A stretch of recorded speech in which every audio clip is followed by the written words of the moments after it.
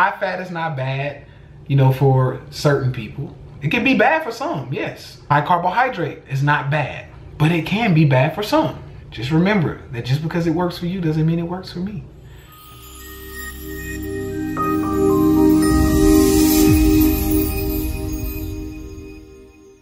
What's going on, people? All right, I want to answer another question that I got from my guy, actually, my man Bernard, Body by Bernard. Go check him out. Basically, he was asking me about, you know, the differences between the complex and the simple carbs. Okay, what if we do complex? That's a little bit better for us, and you know, you can kind of stray away from the high fats. Well, honestly, complex carbohydrates are much better than the simple ones, of course. Okay, simple carbohydrates go directly into the bloodstream.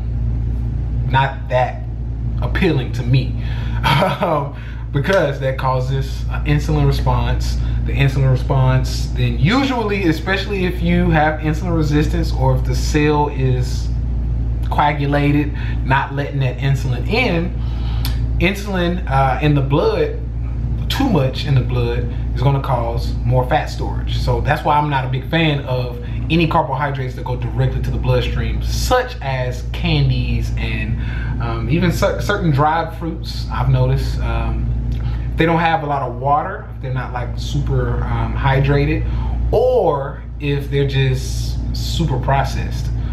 Yes, they're processed fruits. If they're processed sugars, juices, apple juice, orange juice, cranberry juice, anything that has sugar, a lot of sugar, and no fiber or very little fiber, 9 times out of 10 it's safe to say it's going into your bloodstream.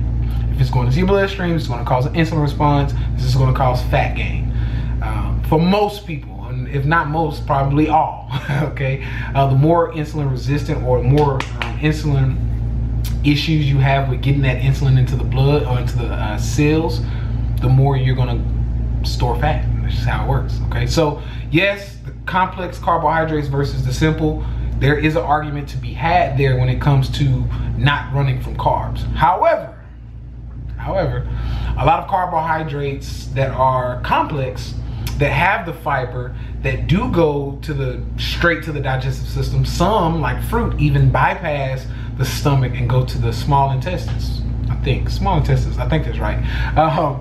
But yeah, that's kind of what's going on here, is that yes, the complex carbs are a lot better because it has the fiber and it takes a little bit more to break down, which is good. It's great. What I'm still noticing though is that even with that being said, it is going to cause an insulin response.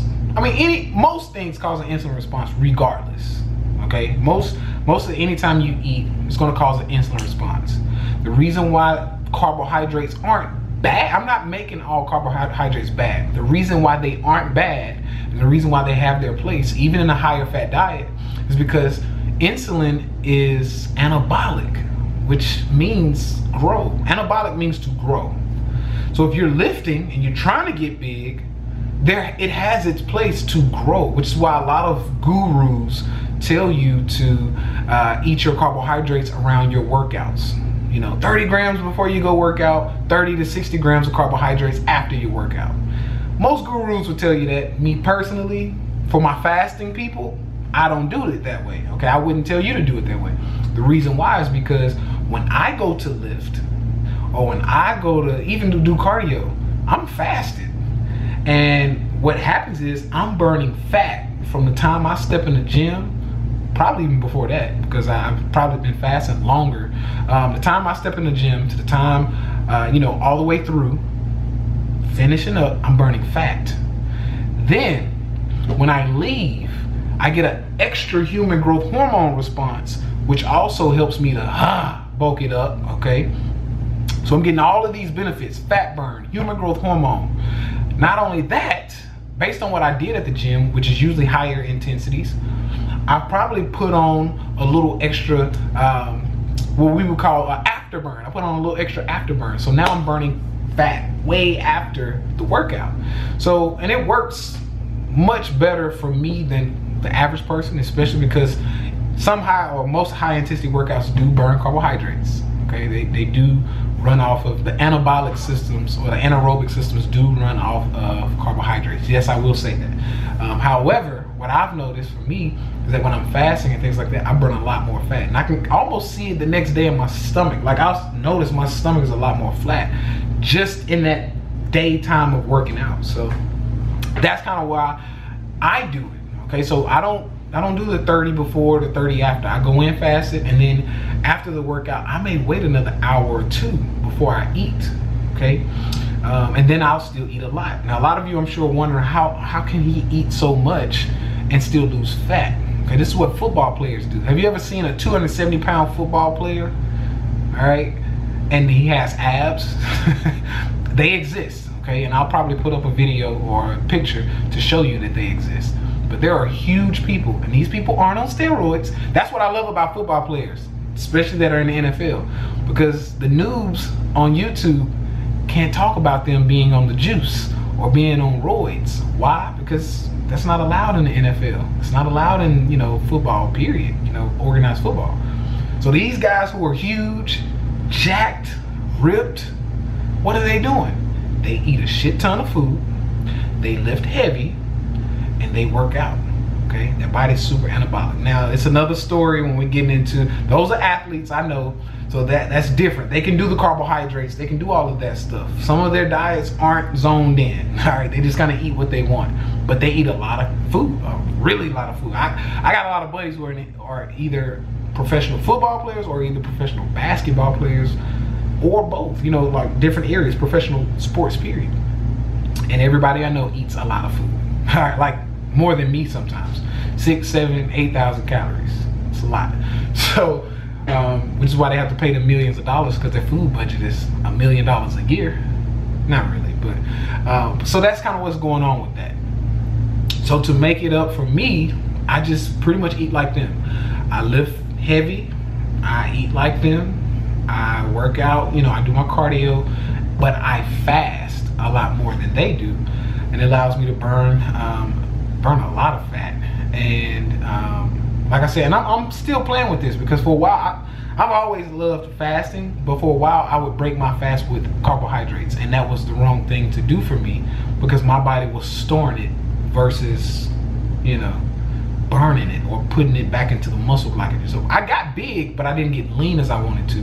So I went in and refined some stuff, and now I noticed that the higher fats would work better for me. Okay, this is all a testing thing for me, especially with the veganism thing, because I don't do mock meats and all that crap like the other vegan bodybuilders do. I don't do mock meats, I don't do soy, I don't do, you know, so we're having to figure this thing out the other way. Okay, so that's what I'm doing. I'm using myself as a guinea pig, and then I work it out so we can look like them without mock meats and a bunch of other junk. Okay, nothing against you if you eat mock meat. Okay, so to finish up my man Bernard's question, the complex carbohydrates are great. I love them. I think they have their place. Once again, can you go too high? I think so, especially if you're trying to lean out, or if you know you have a certain goal. Now Bernard, that man's ripped. Okay, he's very lean. He could probably get away with a lot more carbs than the average person. Okay, he works out a lot, he's already lean, and that's usually a rule. If you're under like 12% body fat, normally you could hike your carbs up a little bit more than a person that's over 15% body fat. Me personally, I'm at about 11, 12.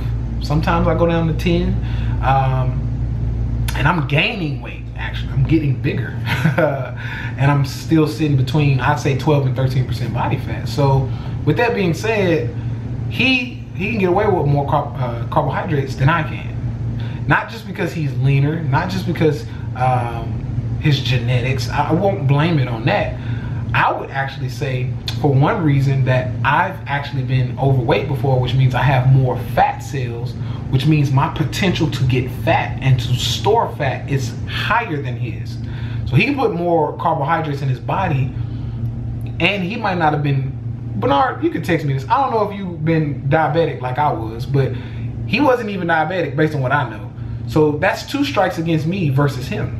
So I'm showing you all the differences between something that a vegan who eats a lot of carbohydrates and can stay lean does, and a vegan who eats, you know, 200-300 grams of carbohydrate and then gains belly fat, okay, which is me.